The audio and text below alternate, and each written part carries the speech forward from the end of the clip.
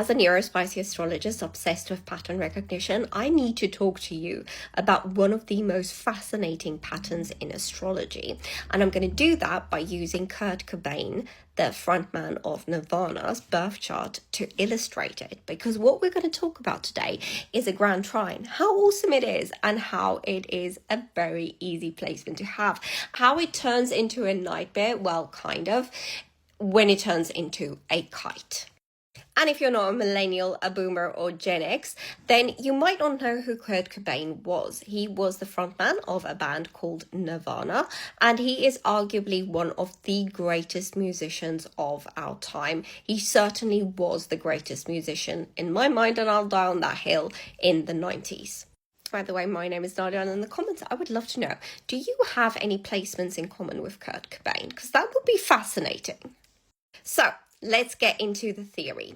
What is a grand trine? A grand trine is when three planets are connected by trines. Trines are considered to be very easy aspects because the planets understand each other, they cooperate, and they flow naturally. They'll be of the same element. So as you can see here, this is a water grand because it's all in water signs. Now, the way I like to explain this, if you think of a grand trine as a guitar, the grand trine is a guitar hanging on the wall. It's a beautiful instrument. It's perfectly tuned. Let's pretend you paid a lot of money for it. It has enormous potential, but it's not necessarily making music on its own on the wall. And this is where I might ruffle some astrology feathers, because having a grand trine doesn't make you successful at all. People think that grand trines, because they're easy aspects, they equal automatic success, but they don't. Think of a grand trine as something that feels so natural to you, is so part of your lived experience that you don't even register how gifted you are. The guitar is there, but no one's playing the guitar. Now, this is what happens when a grand trine goes nuclear. That is when it starts forming a kite shape.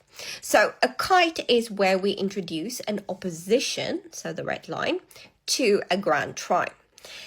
The grand trine is still there, the gift is still there, but now something is pulling on that pattern. It becomes unavoidable. This is where the guitar is no longer on the wall.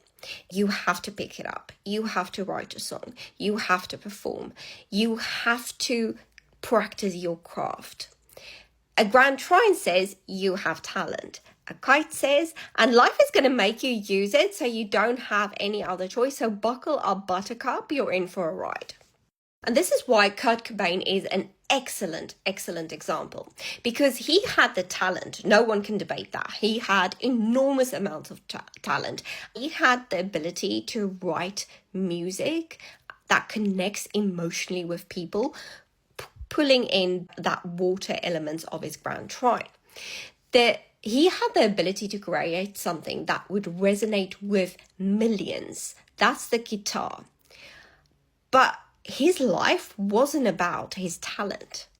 I would go so far as to argue that if he did not have Uranus, which is a planet of chaos, upheaval, sudden change, if he didn't have that, he would probably be able to be a high school science teacher, play in a band weekends, and never even know how brilliant he was.